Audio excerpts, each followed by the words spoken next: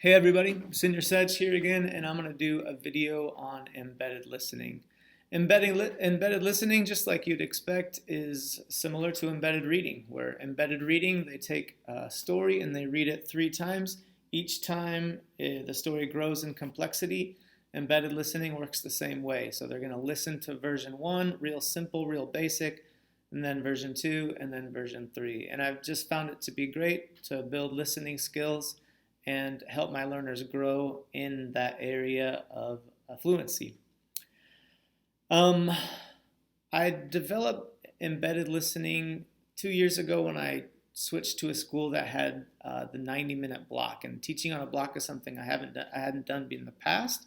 So I knew I was going to need a time where I didn't have to interact with my learners. CI, TPRS is so much interaction in class.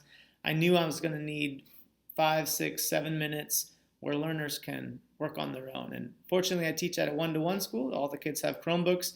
I could post the MP3 files of the embedded listening on Google Classroom. We would get to a good stopping point right about the middle of class, and I'd say, all right, take out your headphones, work on the embedded listening. They would do that, move around the room, go get drinks, go to the bathroom, do all the things that need to happen during that long 90-minute period. We could end that and then come back and go back to more traditional CI activities. So in this video, I'm going to show you my learners working through an embedded listening, and I go through the instructions there. I don't usually do this as a whole class activity, except for the first time, just so they can get the feel of how embedded listening works, and they can kind of get the gist of what I'm looking for. After that, it's something that they can do on their own, and it's so wonderful for extra input. You can post to Google Classroom for kids that want extra input. For students that are absent, it's a great little homework assignment they can do to get a ton of input. And now with Screencastify, it's so easy to make embedded listening YouTube files, and YouTube gives some great tools that are really helpful in that area as well. So enjoy. Here we go. Written quiz. A little harder than the yes or no. Okay. This next activity is called an embedded listening. We tried to get to it last time, but we didn't.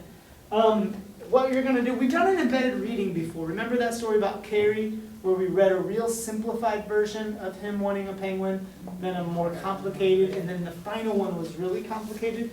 So the same thing's going to happen now, but we're not going to read it. We're just going to listen to it. It's a lot more challenging.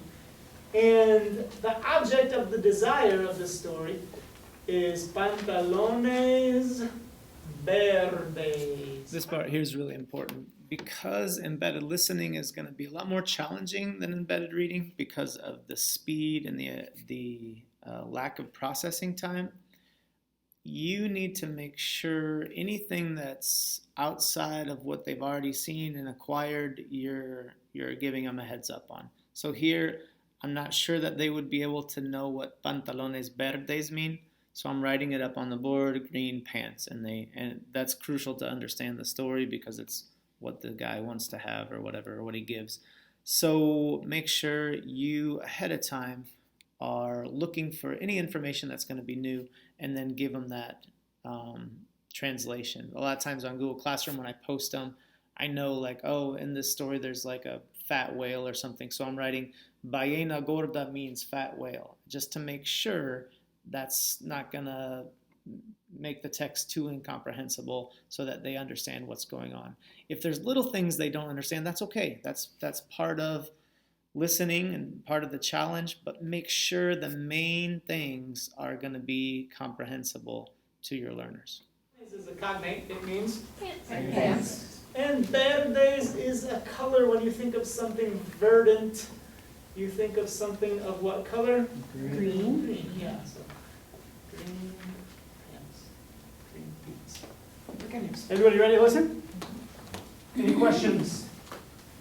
So the first time we listen to it, I just want you to listen and make a movie in your head. The research says that learners who are able to visualize language are more likely to get it in their long-term memory. So just make a movie in your head.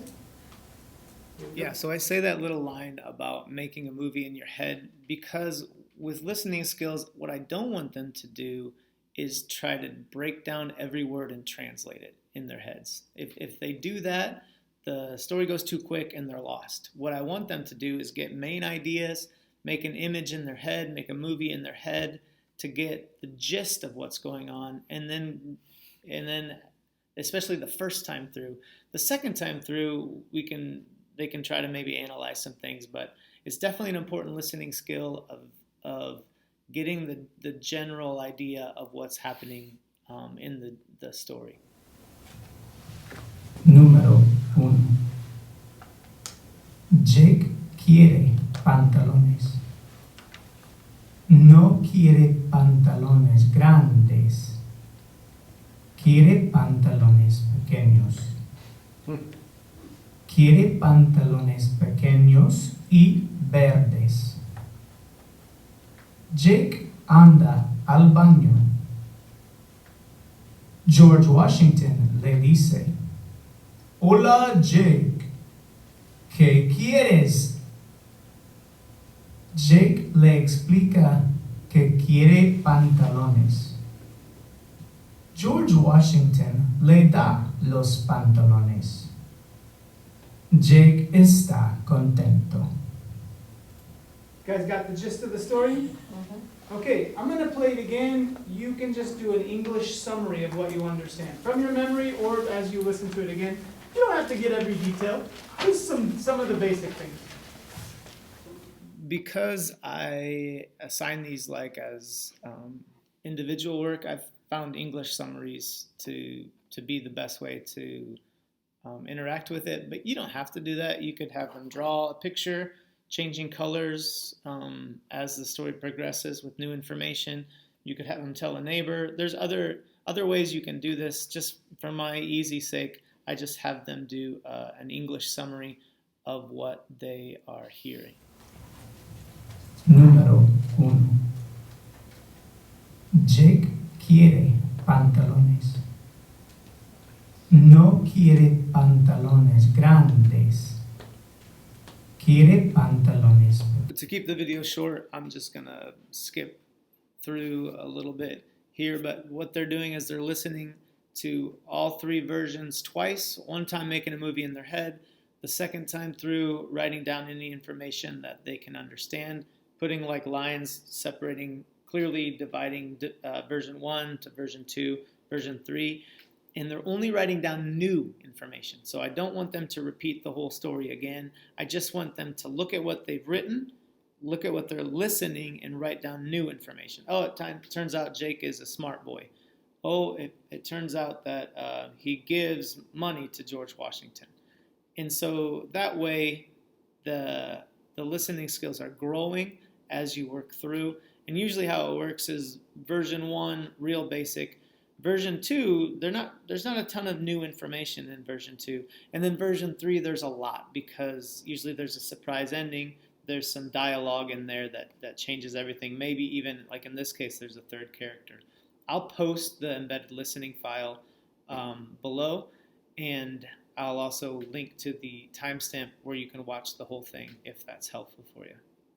Contento. George Washington también está contento porque es billonario. Okay. Once again, I'm going to play it. You're looking for any new information you can add from the third version. And that had a lot. You won't get it all in the short amount of time that we have. But I'm going to post these on the website, and you guys will get lots of chances to listen to these verbs that we've been working on. That really is nice when kids can listen to it on their own. They can listen to it as many times as they want, and they can grow in those listening skills as they progress through.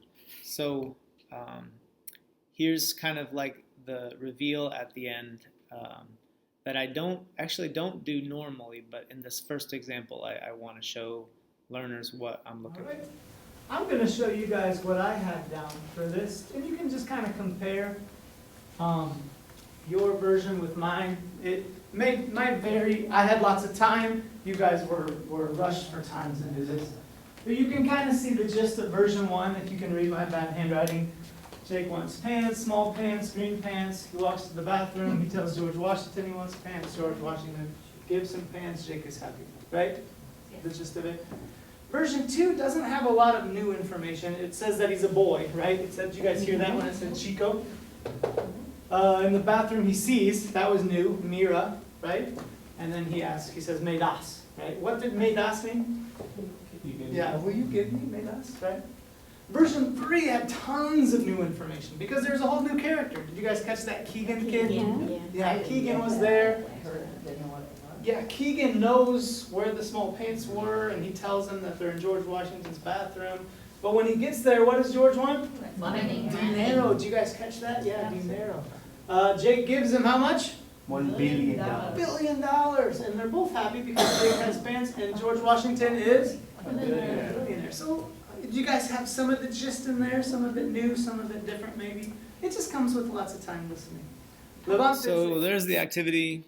Real easy, basic. They can turn it in for a grade or not, up to you, or maybe just put it in their journal, or you can have them do 5 and then turn them in when they get to 5. That's all up to you. I just needed that little break in my class where they can work on something independently, and this works really well for me. Plus, I can assign them for students that are absent, a great way to kind of make up their interpersonal scores maybe by getting some input that way. Now I'm going to show you how you can use Screencastify to make amazing embedded listenings, because YouTube's going to give you an amazing ability to slow down text and add pictures. So check this out. It's really nice. Originally I did these all on GarageBand, and a little bit more work than I wanted to do. I wish I had Screencastify at the time because they just work so much better as YouTube videos. So check this out, really helpful. So now I just want to take a second to show you how to create an embedded listening through Screencastify. If you don't have Screencastify as an extension, it's real easy. Download. My school actually pays for the premium version, but the free version lets you record videos up to 5 minutes, so you can definitely get an embedded listening file done that way. So here's the embedded reading that we created as a class, and I can put the timestamps if you want to see the story creation or the write and discuss activity later if need be. But I have this printed out here and I'm ready to read it. The next thing I need is a screen to look at while I read it. So here I have the artist's rendition of the story that he drew during story creation. So I've scanned that and turned it into a PDF, have that available. And then I'm going to turn on Screencastify and record myself reading it real slowly, version 1, and then version 2, and then version 3. And I'm real clear on where the versions start and end so learners can catch that. After you're done with that, you can upload it to YouTube, and I've done that already. So here is my YouTube video that I created. It's 4 minutes long, so it fits within the 5-minute minimum for the free version of Screencastify. And it also gives learners some bonus things, like they can slow it down. If they go to playback speed, they can listen to it at a slower rate. I don't really want my kids to use captions because it's a listening skill, but if it's something that they just are super frustrated on, they could turn on the captions and get captions at the bottom as the YouTube video plays. And they also have the visual to look at to help them with understanding. So hopefully you can make some embedded listenings. You can use them as resources for your learners to grow, and hopefully we can share them because they can be so useful to everybody. So that was embedded listening. I hope that you understand and you enjoy. We'll see ya.